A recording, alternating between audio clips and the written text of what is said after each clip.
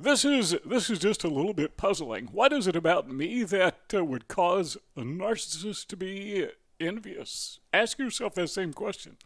What is it about you that would cause a narcissist to be envious? When I think about myself, and you probably think of the same thing, I'm not filthy wealthy. I know wealth is relative, but, I'm not rich. I'm not particularly attractive.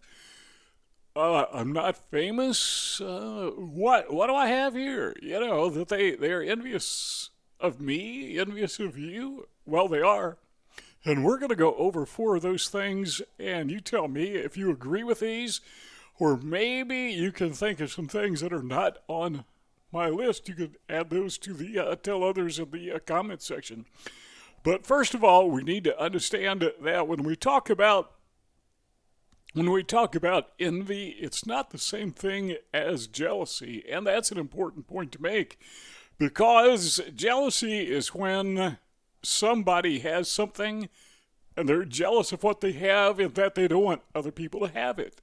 But envy is just the opposite. Envy is when somebody doesn't have something and somebody else has it and they want that thing. So, for example, let's say you got a really nice car and you're kind of jealous of that car. It's yours, and you don't want anyone scratching it or, hurting it in any way, so you keep it put away where it'll be safe. You don't want it to sit out in the snow, the weather, whatever. You're jealous of your car.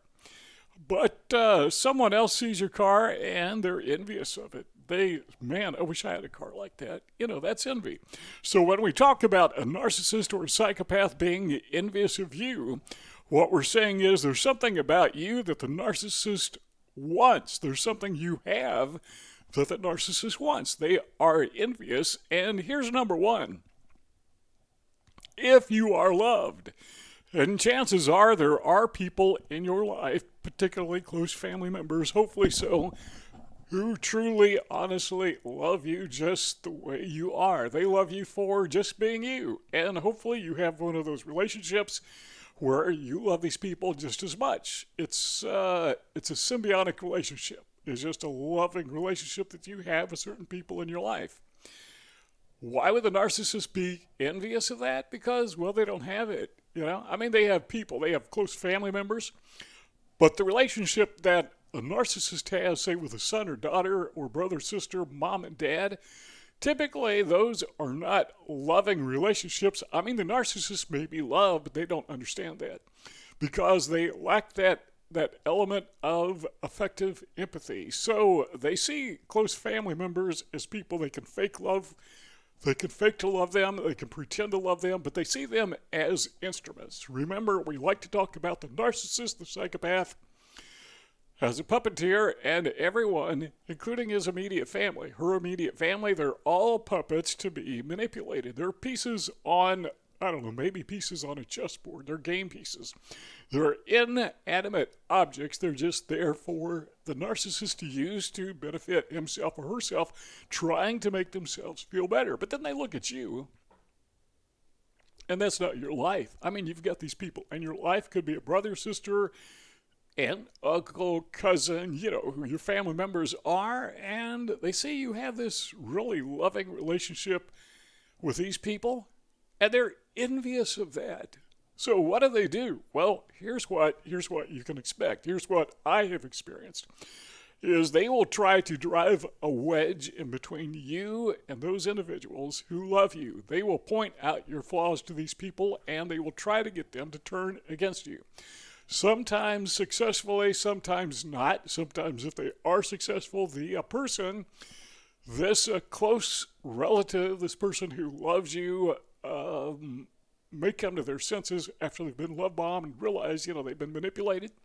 Not always. A lot of times, they'll come to their senses. But what the narcissist, the psychopath will do is they will contact, and I've experienced this, they will contact your closest family members and try to warm up to them, try to love bomb them, and again, as I just said, sometimes they are even successful. And the reason they're successful is because, well, they put on that fake charisma. And your family members, these people who love you, don't understand the problem that you have with these people because, the narcissist, the psychopath, because they seem so nice. They seem so loving. They think that you are just overreacting. And the reason I know that is because I've been there. I have had family members who had trouble with narcissists, and I just couldn't see it. How do you not like this person? Because all that I saw was that fake face, that charisma that was just absolutely positively false. So I didn't understand. I thought maybe they're just overreacting until that person turned on me, and then, the blinders were taken off, and I could see. All right, number 2 is this, something very similar. If you are liked, if you are respected, if you are accepted, let's put it that way. Just all you have to do is be accepted by others, and the narcissist is envious because, well, they're not accepted. They try to be accepted by manipulating other people, and that is their idea of acceptance. They try to be, they want to be respected. They want to be liked. They want to be the center of attention. Now, where do you see this? Well, wherever there are people, but let's think of the workplace. Chances are there's somebody that you work with who is a narcissist or a psychopath, and they are envious of you because you have some measure of influence or measure of acceptance. I don't know anybody who is universally accepted, but maybe because of your hard work, because you show up on time, because you know what you're doing, they don't. Other people respect you, but the narcissist sees that, and they want to be the one who is respected. They want to be the one who is the center of attention. They want to be the one who is liked, not you, so they are jealous of you. Now, I think it seems like every job that I've ever had, there was always one person, sometimes more, but always at least one person who just didn't like me. I've gone to jobs before, first day on the job, and there was this one person that, the moment you walked in the door, they just had this look on their face, and you could tell, this guy doesn't like me, or this woman hates me. And, that gut feeling, sometimes it's wrong, but most times, no, it's not wrong. And sometimes you don't find out till later. Sometimes you don't detect that at the very beginning. But every place I've ever worked, 9-to-5 job type, where you clock in, clock out, I've always had that person. And what do? Well, first of all, they didn't like me, period. There was no reason because they never met me before. But they would begin trying to get other people not to like me as well. Why would they do that? Well, they're envious and they want to be the center of attention, not me. They see me as a threat. They see other people as a threat as well, and those people they've got in line, but you are not in line because, well, you're new. My guess is that you have had that same experience or something very similar to it in the places where you have worked. Maybe in the places where, I don't know, got to school. Maybe if you go to church, you've probably had that experience. Yeah, that stuff happens at church all the time. Number 3 is this. The narcissist will be envious of you if you are just content. By that, I mean if your content is happiness. If you're just happy, content.